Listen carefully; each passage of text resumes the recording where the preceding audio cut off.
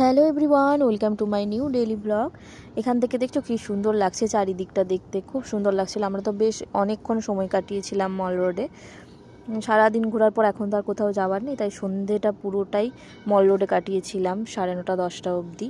আর যেহেতু দিওয়ালি ছিল ওই জন্য অনেক বোম ফাটছিল, ওই জন্য আরোই বেশি ভালো লাগছিল দূর থেকে দেখতে। এখান থেকে যদি কাল আসতাম তাহলে হয়তো আরও বেশি ভালো হতো, কারণ দোকান টোকান অনেক কিছু খোলা পেতাম, আজ তো সব বন্ধ ছিল। এত বোম ফাটছিল, ভালো লাগছিল দেখতে। এখান থেকে এখানেও মল রোডের ওখানেও সবাই বোম ফাটাচ্ছিল, অনেক কিছু করেছিল, দেখেছিলাম। এগুলোই বসে বসে দেখছিলাম। আর প্রচণ্ড বাতাস দিচ্ছে, বুঝতেই পারছো পতাকাটা দেখে।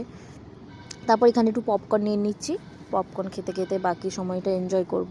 তারপর একটু তাড়াতাড়ি রুমেও চলে যাব, কারণ এখন 9টা 9:30 বেজেই গেছে। কাল আবার বেরোনো আছে, এখান থেকে মানালি যাব। এখানে একটা চার্চ ছিল, এই চার্চটার ভেতর আমরা যেতে পারিনি, তখন বন্ধ হয়ে গেছিলো চার্চটা, তাই